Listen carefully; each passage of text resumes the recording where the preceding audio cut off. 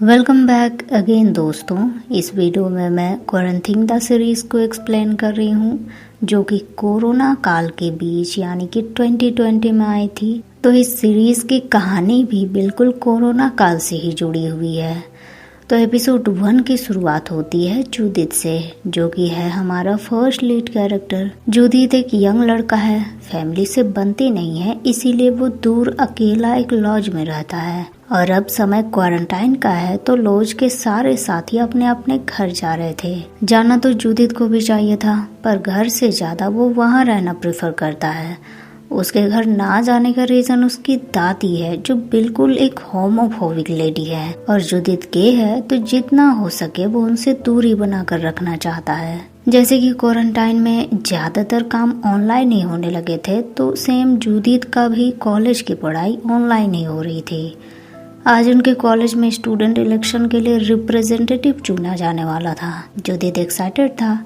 उसने इस दिन के लिए काफी मेहनत करी थी, पर उसके हाथ निराशा ही लगा। रिप्रेजेंटेटिव किसी और को बना दिया गया। जूदित इस बात के लिए काफी दुखी हो जाता है और अपने बेस्ट फ्रेंड को कॉल करता है। फ्रेंड कॉल उठाता नहीं और डायरेक्ट जूदित से मिलने पहुंच जाता है। जूदित को लगता है अब लॉज में बस वही दोनों बचे हैं। मकान मालकिन ने भी बताया था उसे कि लॉज में अब बस 2 ही लोग बचे हैं, तो वही दोनों होंगे। लेकिन बेस्ट फ्रेंड खुद वहां अपना सामान समेटने के लिए आया था। वो घर जा रहा था। 2 लोग तो लॉज में रहने वाले थे, पर वो जूदित के बेस्ट फ्रेंड नहीं, कोई और था। उसी रात कुछ आवाज से जूदित की नींद खुलती है। उसे लगता है कुछ चोर घुसा होगा घर में। वो डंडा लेकर आवाज की तरफ आता है तो वहां उसे एक हॉट लड़का दिखता है जो शर्टलेस था। सर पे चोट लगे थे उसके। जूदित को काफी अच्छा लगता है। वो उसके 6 पैक देखता है और फिर उसे अपना नाम बताता है, जूदित। वो लड़का अपना नाम रॉकी बताता है और जूदित का नया रूममेट यही था। रॉकी को भूख लगी थी। वो किचन में आता है, खाना ढूंढता है, पर वहाँ कुछ भी अवेलेबल नहीं था। जूदित अपने फ्रिज में से एक निकाल कर उसे दे देता है। दोनों डिनर करते हैं और रॉकी जूदित से क्वारंटाइन पास के बारे में पूछता है, लेकिन जूदित यहाँ झूठ बोल देता है कि इस बारे में उसे पता ही नहीं है। पर आज सुबह ही मकान मालकिन ने उसे इस बारे में बताया था कि कल सुबह सुबह उन्हें क्वारंटाइन पास मिलेगा, और वो भी एक ही। तो जूदित किसी भी हाल में उस क्वारंटाइन पास को खो नहीं सकता। यहाँ अगर आप क्वारंटाइन पास के बारे में नहीं जानते हैं तो बता दूं, कोरोना के टाइम एक पास दिया जाता था जिसमें परमिट होते थे कि आप ठीक हो और अपना जरूरत का सामान लेने के लिए आप बाहर जा सकते हो।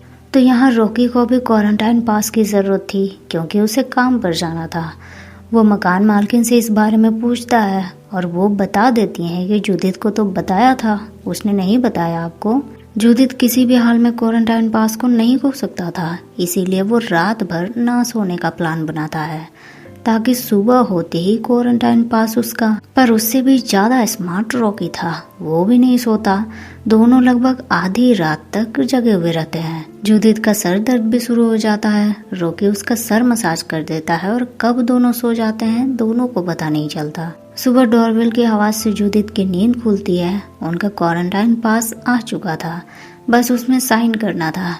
जूदित का पेन चला नहीं तो वो पेन ढूंढने चला गया। उसके पास अब कोई भी पेन नहीं बचे थे, तो रॉकी के बैग में पेन ढूंढता है और बैग में उसे बहुत सारे रिसीविंग्स मिलते हैं। कुछ पेपर्स भी देखता है वो, और वो सब देखने के बाद जूदित क्वारंटाइन पास रॉकी को दे देने का फैसला करता है।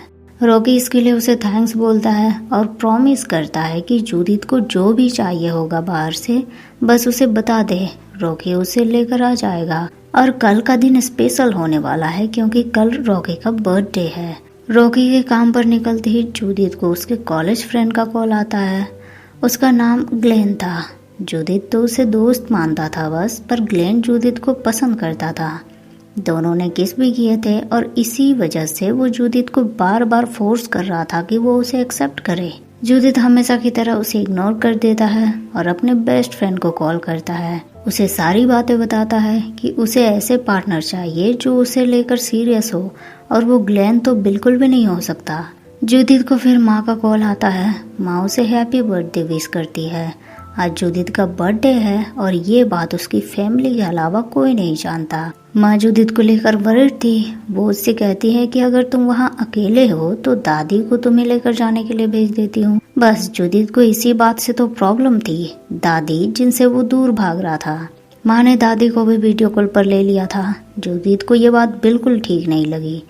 दादी उससे कहती है अगर जुदित ने ये कंफर्म नहीं किया कि वहाँ कोई है उसका ख्याल रखने के लिए तो वो जुदित को लेकर चली जाएंगी। जुदित को बहुत गुस्सा आ जाता है। वो तुरंत कॉल कट करके रॉकी को कॉल लगाता है और बहुत सारे बियर लाने को बोलता है। रॉकी बियर लेकर आता है पर वो कुछ ज़्यादा एक्सपेंसिव बड़े बड़े ब्रांडेड बोटल्स लेकर आया था, पर जुदित ने इतना भी नहीं कहा था उससे। रॉकी उसे बताता है कि मेरी जॉब चली गई है और वही की किचन में से उठाया है मैंने ये बोटल्स। जुदित बोलता है तो तुम एक वेटर हो, वैसे ये डिसेंट जॉब है तो तुम मुझे बताने में हेजिटेट क्यों हो रहे थे। रॉकी इसका रीज़न बताता है वो वेटर तो है लेकिन एक गे बार में जहाँ हर तरह के लोग आते हैं, पर वो होमोफोबिक नहीं है, बस उन लोगों से नफरत करता है जो दूसरों को सेक्सुअली हरास करते हैं। जुदित उससे कहता है जब सवाल जवाब सेशन चल ही रहा हो तो चलो ट्रूथ और डेयर खेलते हैं। गेम शुरू होता है और पहली बारी जुदित की आती है। रॉकी पूछता है तो बताओ, सच सच बताना, तुम अकेले यहाँ क्यों रह रहे हो। जुदित इसका जवाब नहीं देना चाहता था, इसीलिए वो पीने के लिए उठता है, पर रॉकी उसे मना करता है। जुदित अपनी वही सैड सी स्टोरी बताता है कि मेरे 2 छोटे छोटे भाई हैं, मेरी माँ हमारे बचपन से ही अब्रॉड में काम करती है और मैं दादी के यहाँ रहता था, लेकिन मेरी दादी जो है मुझे बिल्कुल पसंद नहीं थी। आज भी मुझे वो पसंद नहीं, उनकी हरकतों की वजह से ही मैंने घर छोड़ा। इसके बाद बारी रॉकी की आती है पर वो डेयर चूज करता है। जुदित उसे बोलता है मैं जो कहूँगा तुम वो करने को तैयार हो। रॉकी रेडी था और जुदित अपनी दादी को वीडियो कॉल करता है। दादी को रॉकी से मिलवाता है और बताता है कि यही है मेरा न्यू रूममेट जो मेरा बहुत अच्छे से ख्याल रखता है। दादी थोड़ी इमोशनल हो जाती है और रॉकी को जुदित का ख्याल रखने के लिए बोलती है। रॉकी भी थोड़ा इमोशनल हो जाता है और वो बालकनी में चला जाता है। जुदित कॉल कट करके उसके पास आता है। रॉकी अपनी फैमिली को याद कर रहा था। जुदित के आते ही वो अपना फोन छुपा लेता है। जुदित बोटल्स ले आता है और फिर से गेम को कंटिन्यू करता है। इस बार भी बारी रॉकी की थी। वो फिर से डेयर चूज करता है। जुदित उसे बोलता है ठीक है, तुम्हारा डेयर ये है कि अब जो भी होगा तुम ना ही कुछ बोलोगे और ना ही हिलोगे। फिर रॉकी को हक कर लेता है। कुछ देर में जुदित को महसूस होता है कि रॉकी को भी अच्छा लग रहा है। कहीं इसका ये मतलब तो नहीं कि ये साइन है उसे रॉकी को किस करना चाहिए, लेकिन वो खुद तुरंत दूर भाग जाता है। अपने रूम आता है और बेड पर सीधा लेट जाता है। रॉकी भी आता है और जुदित को सीधा लेटने से मना करता है। जुदित उसकी बात नहीं सुनता तो रॉकी उसे अपनी माँ के बारे में बताता है। पिछले ईयर मेरी माँ की डेथ हो गई। मैं उस रात माँ के साथ मॉर्चरी में ही था। माँ को देखता रहा, वो ऐसी ही सीधी लेटी थी। 1 घंटा हो गया, 2 घंटा हो गया, मैं देखता रहा पर वो नहीं उठी। मेरे पापा ज़्यादा कमाते नहीं हैं और इसीलिए मैं आज यहाँ हूँ। मैं काम करने लगा ताकि ग्रेजुएट होने के बाद अच्छी नौकरी करूँ और अपनी फैमिली को संभाल सकूँ। ये सब बातें बताते बताते रॉकी रोने लगता है। जुदित उसका आंसू पोंछता है। अगली सुबह रॉकी जागता है तो जुदित पहले से ही उसके लिए ब्रेकफास्ट रेडी करके ले आता है। रॉकी उसके साथ मजाक करता है कि ऐसे ही इंस्टेंट वाइफ होनी चाहिए उसकी तरह। ब्रेकफास्ट के बाद जुदित रॉकी के बार वालों को फोन करता है पर वो उसकी बात नहीं सुनते और रॉकी को दोबारा काम पर रखने के लिए बिल्कुल रेडी नहीं होते। जुदित ऑनलाइन सभी कंपनीज को रॉकी के रिज्यूमे भेज देता है, कुछ फोटोज भी, ताकि अगर मॉडल की जरूरत हो तो वो उसे यूज कर सकते हैं। बस कुछ ही देर में उन्हें रिप्लाई भी मिल जाता है। रॉकी को मॉडल के लिए चूज कर लिया गया था। जुदित रॉकी के बहुत सारे फोटोज खींचता है और कंपनीज को भेज देता है और रात के 12 बजते ही जुदित उसे हैप्पी बर्थडे विश करता है। रॉकी की फैमिली भी उसे कॉल करती है और एक साथ हैप्पी बर्थडे विश करती है। जुदित थोड़ा दुखी होता है क्योंकि उसकी फैमिली ने कभी उसके लिए ऐसा नहीं किया। उसे रॉकी और अच्छा लगने लगता है क्योंकि इतने प्रॉब्लम्स के बाद भी वो इतने अच्छे से स्माइल करता है, हर दुख को छुपा लेता है। रॉकी अपने बर्थडे की खुशी में बचा हुआ बियर के बॉटल्स ले आता है। दोनों साथ में पीते हैं और एक दूसरे के साथ एंजॉय करते हैं। लेकिन जुदित बातों ही बातों में इमोशनल हो जाता है। उसे दादी की बात याद आती है कि कहीं वो जो कहती थी वो सच ना हो जाए कि मेरे जैसा पर्सन को कोई प्यार नहीं करेगा। लेकिन रॉकी को उसकी बातें समझ नहीं आती। जूडिथ रोते रोते उसके कंधे पर अपना सर रख देता है और रॉकी को अपनी फीलिंग्स बताता है। रॉकी तुरंत दूर हट जाता है। जूडिथ उससे कहता है एटलीस्ट चांस तो दे दो, तुम्हें हाँ कहने की जरूरत नहीं है, पर मैं तुम्हें सिर्फ डेट करना चाहता हूँ। रॉकी उसकी बात नहीं मानता। वो जूडिथ को सीरियसली नहीं लेता, लेकिन जूडिथ सीरियस था।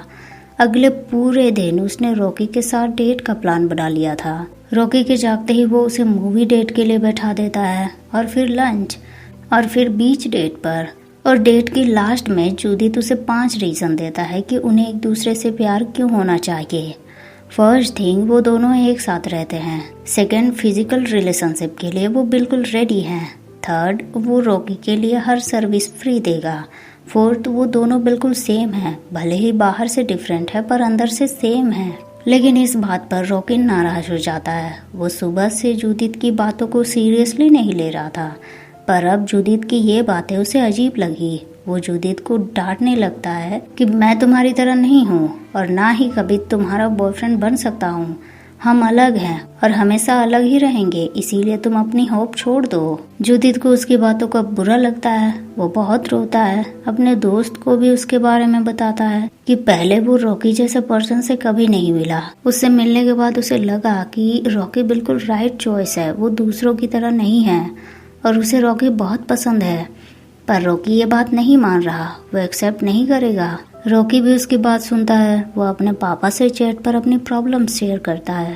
पापा को उसने क्लियर नहीं बताया था, इसीलिए वो भी बार बार पूछ रहे थे। रॉकी भी काफी देर तक रोता रहता है। फिर वो जूडिथ के पास आता है, उसे किस करता है और दोनों रात साथ बिताते हैं।